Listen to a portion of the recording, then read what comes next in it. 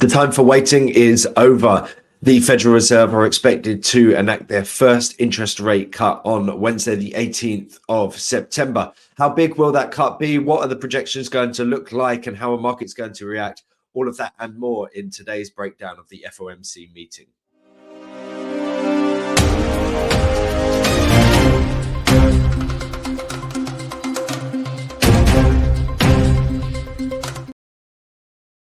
As ever, lots to cover, so let's get into it. First and foremost, here's the trajectory of US inflation. And this is really key because the question mark here is whether inflation really matters anymore. We've moved away from a single mandate and back to a dual mandate, which means that the jobs market is important once again. And certainly the jobs market has been flashing a few red signals of late.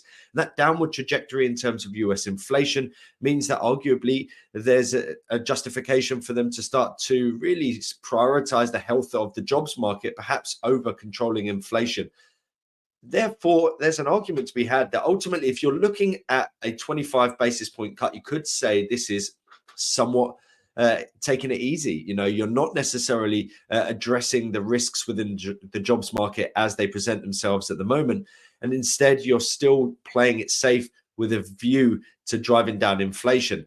And the fact of the matter is that when you do raise interest rates or cut interest rates, it takes time for it to feed into the economy, for it to feed into inflation, into unemployment, into decision makings within the business cycle.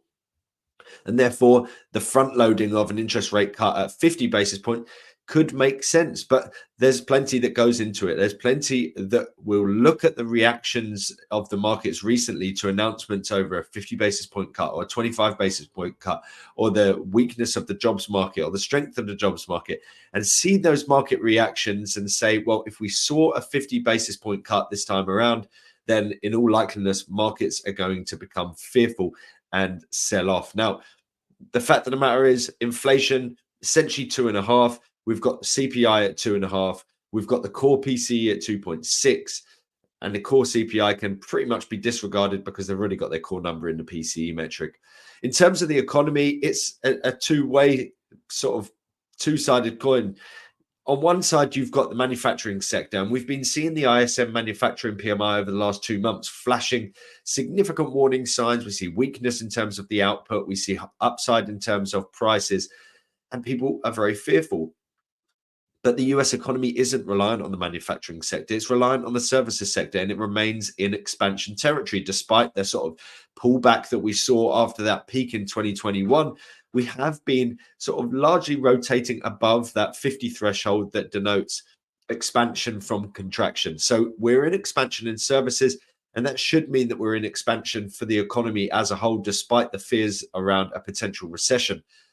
Now, here is an argument to say that things are too tight, right? Because, of course, the idea was that we were going to see higher interest rates, and higher interest rates drive down inflation. Inflation is the yellowy orange line at the top, and interest rates in the light blue. So what have we seen? We saw inflation peak. We saw that belated surge in terms of the Fed funds rate.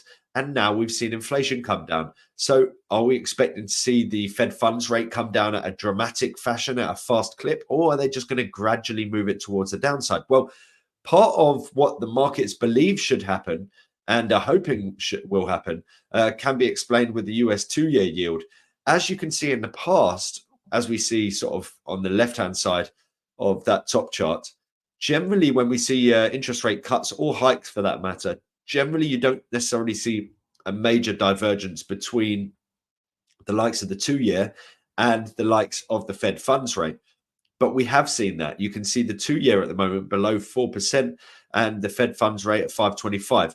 So the 2-year is essentially leading the way and pointing towards what the markets believe should happen.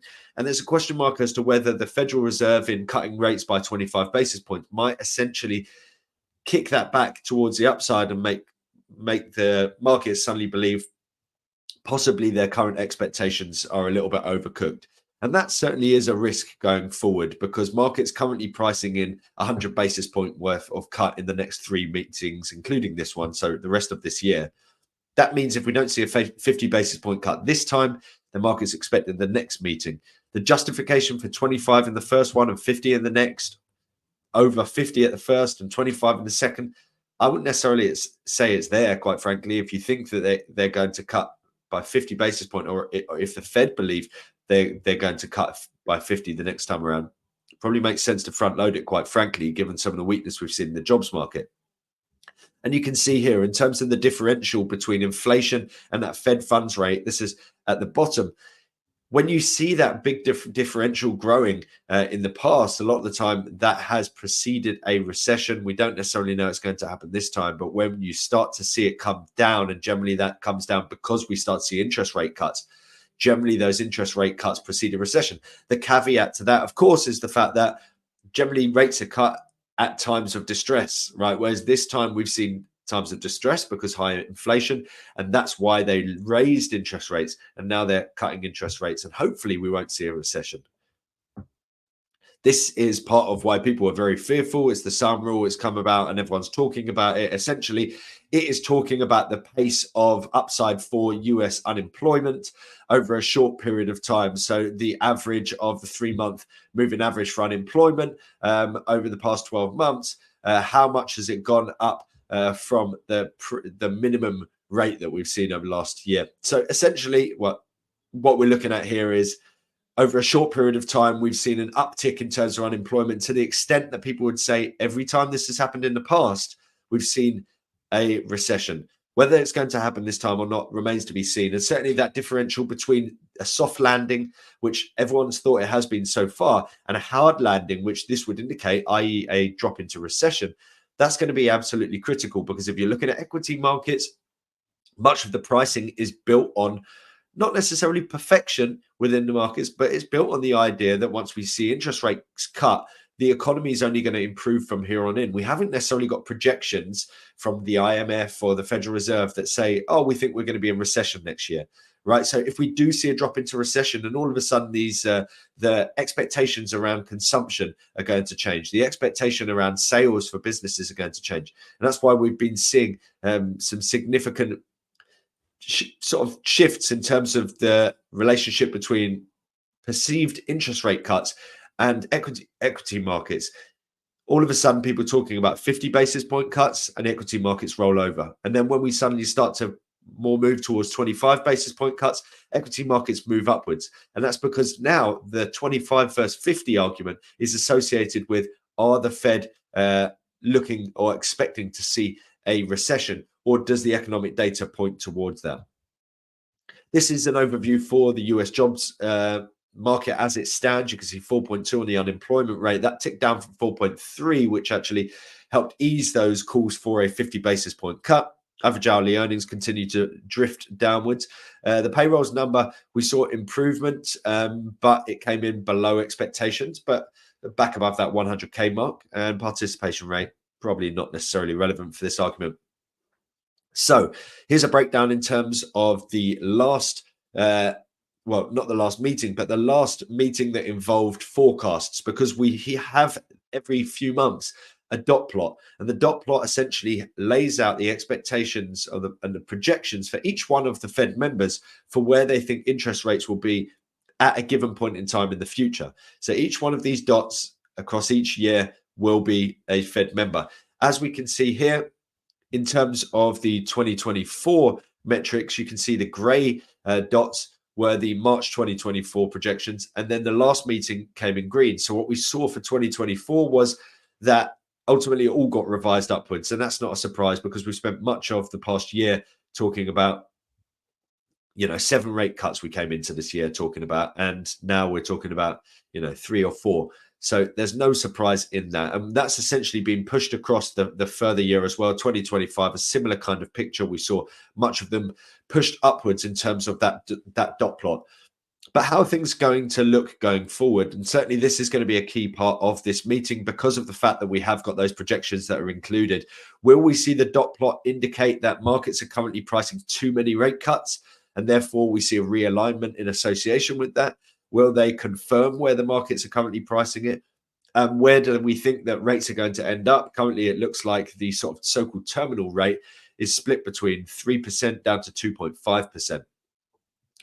In terms of some of the other projections, we've also got, before I show that We've also got the likes of GDP projections, the likes of unemployment. Of course, that is particularly notable at the moment. In the past, we've been in a position where the US economy has, looked hunky-dory. So the idea that we might see a slight adjustment in terms of GDP or unemployment, the projection isn't really that important. But right now, it is important. We've, of course, been in a position where people are fearful of a recession. That's associated with GDP. People are fearful of an uptick and a surge in unemployment. And that has been the precursor, that SARM rule, for people to say that we're going to see a recession. So the outlook for unemployment going forward and growth going forward is going to be really key. And certainly the developments we've seen since June would point towards a not devaluation, but a weakening in terms of the growth picture. And therefore, there could very easily be a downgrade in terms of the growth outlook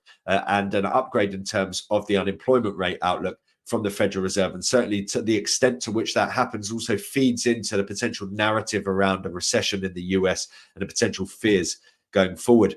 In terms of the outlook for this meeting, we have just recently, as we close out this week, this is the 12th. Well, I'm doing this on the 13th, but this is as of the 12th. We've seen oh no, this is for the 13th. Okay, so we've basically seen a drop back down, and in terms of that 25 basis point, we've seen a narrowing in terms of the expectations for a 50 versus a 25 basis point cut. And so that had swung much more heavily in favor of 25 basis point. It seemed like it's not nailed on, but you're looking at maybe 30% to 70%. Well, that's narrowed significantly. You can see here it's something more like 55 to 45. So a 50 basis point cut could be on the cards. And like I said, if markets are pricing 50 basis point at the next meeting, I don't see the justification of doing that. You may as well front load it, quite frankly. In terms of the December meeting, we can see here that markets are growing more confident as we go forward that the Federal Reserve are going to cut rates in a very dramatic manner in the next three meetings, because 425 to 450 would mean 100 basis points. But we're currently looking like the prime scenario is 400 to 425. So markets are growing increasingly confident that we're going to see 2 out of the 3 meetings left this year with 50 basis point cuts. I mean, it's pretty lofty, quite frankly. This is the relationship between yields and the US dollar. So when we're looking at the US dollar, we can bear that in mind. I've actually got that chart up anyway, and it shows the yield. So we'll come on to that. Another one is talking about the relationship between expectations of where rates are and the movements within markets, right? So I've inverted the outlook for the December meeting where rates will be. So i.e., as rates have been expected to decline, so markets have been moving higher. But as you see on the right-hand side of this top chart, we've seen an inverse relationship of late. And that highlights the fact that now we're starting to see the potential for a 50 basis point cut associated with potential fears around a recession. And that hasn't necessarily been treated too great. So as in the past, you would say, oh, we could have a 50 basis point cut. Everyone's looking forward to it. It's going to be great for stocks. That's not necessarily a guarantee right now. So the reaction for stocks to this announcement is going to be a lot more difficult to gauge compared to the likes of the US dollar. As you see on the bottom half, I haven't inverted this one. So those green lines are both the same. It's just inverted on the top.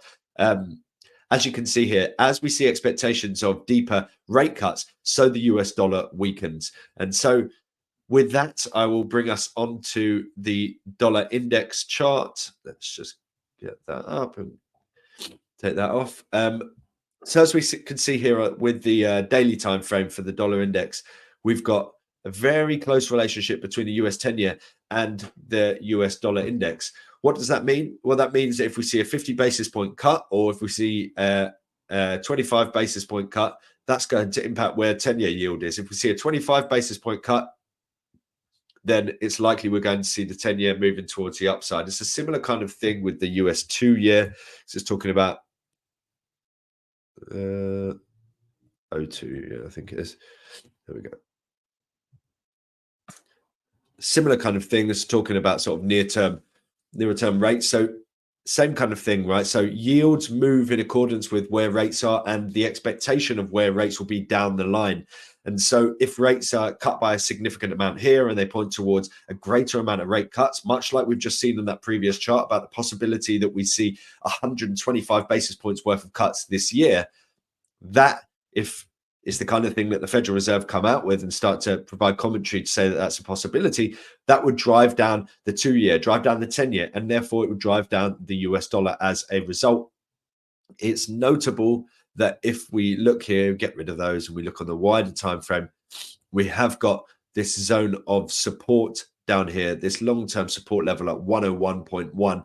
At the moment, we're holding up here. There is a good possibility that we roll over from here. I mean, on the monthly time frame, you can see there's plenty of downside to come into following this big rally from 2011 onwards. So we've seen plenty of gains. This support level of 101 essentially is going to be absolutely key in determining where we go from here. And certainly if we see that 25 basis point cut and we see them with a relatively cautious tone, it's likely to lift the dollar. But if we do see the 50 basis point cut and they're coming out with commentary that might allude to further 50 basis point cuts down the line, then we're looking at the possibility of a breakdown through this 101 mark and a potential continuation of the bearish trend that has dominated over recent months.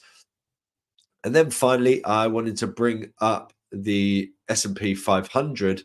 Okay, this is the Nasdaq. Let me just bring up the Nasdaq as well because it's an interesting one.